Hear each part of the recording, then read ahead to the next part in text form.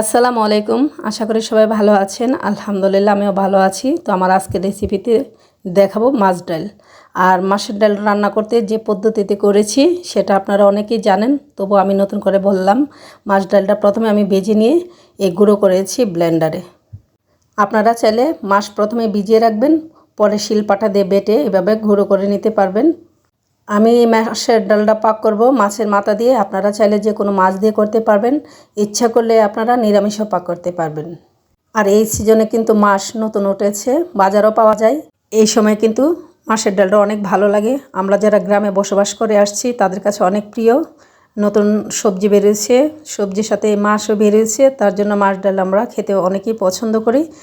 ধনিয়া পাতার সাথে খুব ভাল লাগে। আর যদি সাথে শোল মাছ দিয়ে রান্না করা যায়, ছোটোকালে দেখতাম, তাহলে হয়তো ভালো হতো, কিন্তু শোল মাছ এখন আসলে বাজারে অ্যাভেলেবল পাওয়া যায় না।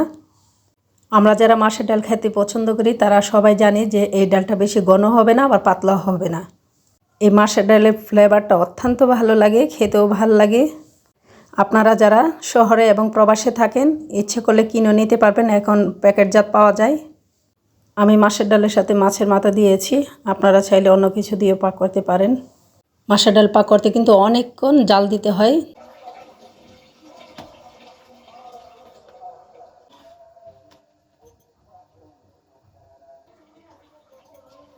আপনাদের কাছে ভালো লাগবে, আর যদি ভালো লাগে তাহলে আমাকে কমেন্ট করে জানাবেন। আমি ধনিয়া পাতা দিয়েছি সাথে, আর ধনিয়া পাতা না দিলে তো ডালটার সাথে যায় না এবং ভালো লাগবে না। তার জন্য মাছ ডাল মানেই ধনিয়া পাতা দিতে হবে।